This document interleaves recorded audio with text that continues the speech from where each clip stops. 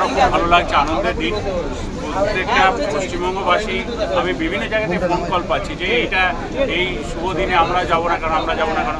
তো সবাইকে আমরা অনুরোধ করেছি আসুন, আনন্দ এইটা এনজয় করুন এবং সবাই মিলে আমরা এটা সাক্ষী হয়ে থাকি প্রথম দিনের এই যে দিনটার জন্য আমরা এতদিন ধরে তাকিয়েছিলাম যে গঙ্গার নিচে দিয়ে দেশের প্রথম মেট্রো। কলকাতার মানুষের কাছে এখন পশ্চিমবঙ্গ মানে সারা দেশের মানুষ এখন কলকাতায় শুধু রসগোল্লা বা দক্ষিণেশ্বর বা কালীঘাটের জন্য আসবে না, গঙ্গার নিচে ট্রেনে চাপার জন্য আসবে। আচ্ছা, এছাড়াও তো এই রুটটি ছাড়াও তো আরও দুটো রুট আজকে স্টার্ট হচ্ছে, কিন্তু যাত্রীদের মধ্যে একটা প্রশ্ন রয়েছে যে কবি সুভাষ থেকে যে রুবি পর্যন্ত সেখানে লাস্ট টাইমটা অনেক কম। না প্রথমটা শুরু তো করি, তারপর তো দেখা যাবে। একটু তো শুরু করতে দিন, বুঝতে দিন, ফিল করতে দিন যে কোথায় কীরকম মানুষের ডিমান্ড, তারপর আমরা করে দেবো। তাছাড়া আরেকটাও যেটা কথা, ওই রুটেই যাত্রীদের যে ভাড়াটা সেটা একটু বেশি অনেকেই মনে করছে। আমরা ভাড়াটা তো একটা নির্দিষ্ট প্যারামিটার আছে, তার মধ্যেই ডিটারমিন হবে। আচ্ছা, তাছাড়া এখানে যে রুটগুলো সেখানে কি ধরনের পরিষেবা থাকবে? আপনারা দেখলেন তো, আপনারা কিংবা কিউআর কোড টিকিট দিচ্ছি যাতে মানুষের খুব তাড়াতাড়ি সব কিছু করতে পারে। আমরা টোকেন দিচ্ছি, স্মার্ট কার্ড দিচ্ছি। স্মার্ট কার্ড যারা আছে, একটা স্মার্ট কার্ডে যেখানে চলছিল সেখানে এই স্মার্ট কার্ডও সেটা অ্যাপ্লিকেবল।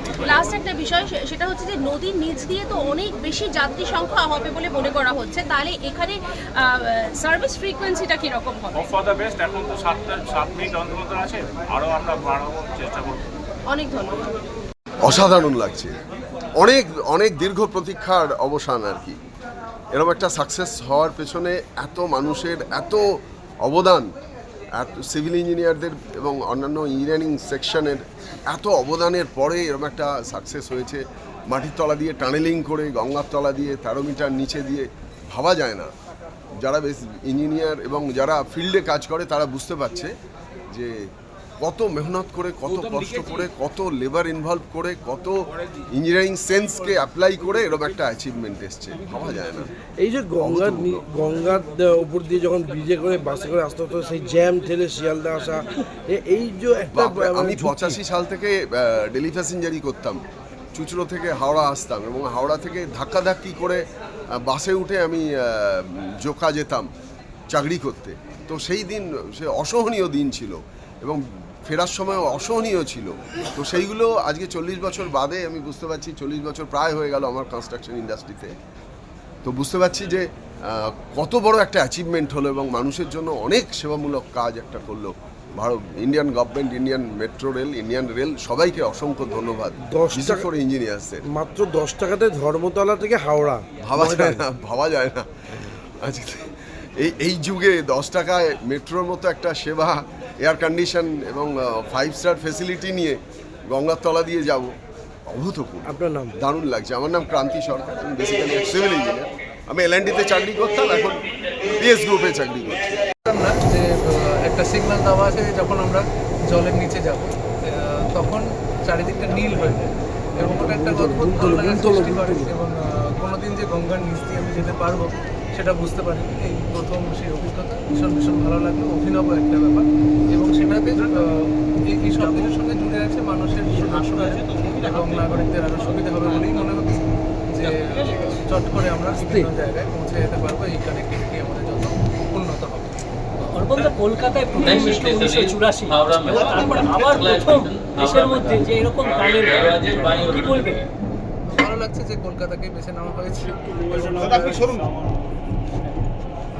কলকাতার মেট্রোর সঙ্গে তো কলকাতার বহুদিনের যোগাযোগ, সেই মেট্রোর তারপরে ভারতের বিভিন্ন শহরে হয়েছে, কিন্তু এই যে জলের তলা দিয়ে মেট্রো, এটা কলকাতার একটা অভিনব ব্যাপার এবং খুবই আনন্দদায়ক। 1984 মেট্রোর সময় অভিজ্ঞতা কি কিছু আছে? না, আমার তখন 2 বছর বয়স ছিল, আমার কোনো অভিজ্ঞতা নেই, কিন্তু তারপরে যখন আমি স্কুলে পড়ি তখন আমি মেট্রো চড়ি এবং খুব ভালো লেগেছিল প্রথম মেট্রো যাত্রা।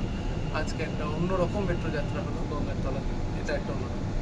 এই গঙ্গা যাত্রা যখন গঙ্গার নিচে দিয়ে যাচ্ছিলেন তখন কোনো গান মনে করছে?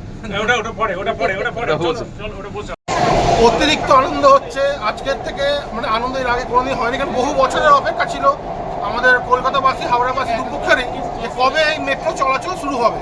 কারণ আমাদের দক্ষিণ 24 পরগনা, উত্তর 24 পরগনা, কলকাতা থেকে হাওড়া আসাটা মহা মুশকিল ব্যাপার ছিল। অতিরিক্ত যানজট হতো, অতিরিক্ত ট্যাক্সি ভাড়া, এখন সেই টোটাল চিন্তামুক্ত। মাত্র 7 মিনিট 8 মিনিটের মধ্যে কলকাতা থেকে হাওড়া, হাওড়া থেকে কলকাতা। তবে হ্যাঁ, কিছুদিনের মধ্যে শিয়ালদাটা চালু হয়ে গেলে শিয়ালদা স্টেশনের ট্রেন মিস করলে হাওড়া, হাওড়া স্টেশনের ট্রেন মিস করলে শিয়ালদা, খুব সুবিধা হবে।